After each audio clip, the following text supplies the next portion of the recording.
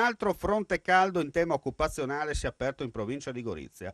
Da tempo giravano voci, anzi spifferi di corridoio, secondo i bene informati. Oggi è arrivata la risposta. Sciopero di un'ora stamani dalle 11 alle 12 con adesione superiore all'80% alla Fogal di Ronchi dei Legionari, azienda che produce frigoriferi industriali, occupando una quarantina di dipendenti.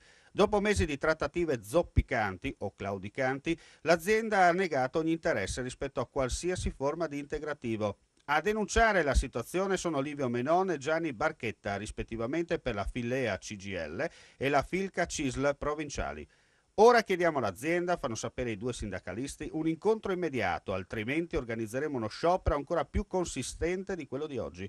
La situazione comunque rimane critica per i dipendenti della Fogal, tenuto conto, rincarano Menon e Barchetta, anche dei comportamenti antisindacali tenuti in passato dall'imprenditore.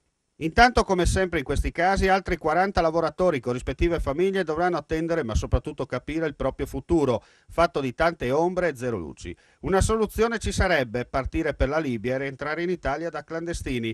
2.000-2.500 dollari di compenso brevi mano, ospitati dallo Stato italiano a costo zero presso una delle tante strutture con tutti i comfort possibili e magari, già che ci siamo, 20-30 euro al giorno come rimborso spese a esentasse. Utopia? No, semplice e tragica realtà di uno Stato vittima di crisi mistiche di fantoziana memoria, incapace di uscire dall'impasse esistente, con persone sbagliate al posto giusto, nominate dal popolo sovrano, incapace lui stesso di cambiare. Viva l'Italia, dove tutto è possibile e niente impossibile. La scuola primaria di Medea all'atto finale? Se non è sì, il quasi è d'obbligo. Dopo quasi un secolo di onorato servizio, prima sotto Casa d'Austria e dal 1919 ad oggi sotto l'Italia, la pensione sta per arrivare. Si chiamano i tagli per risparmiare perché è previsto dalla legge, ma a Medea non ci stanno. Il primo cittadino ha radunato a sé giunta e consiglio comunale, impugnando carta e penna, ha scritto una petizione alla regione per evitare la chiusura della scuola.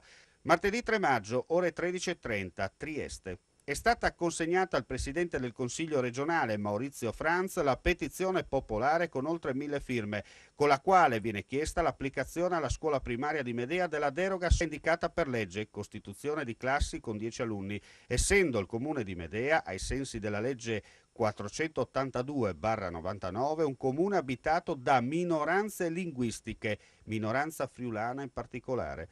Il sindaco Alberto Bergamini è stato accompagnato da una delegazione di cui hanno fatto parte il Comitato 482, il Comitato per l'Autonomia e il Rilancio del Friuli, i consiglieri regionali della provincia di Gorizia, i 3 candidati alla provincia di Gorizia e i semplici cittadini per dare una risposta forte al palazzo a tutela dei propri diritti. Una goccia del mare, si dirà, ma se questa è ben alimentata i risultati si vedranno.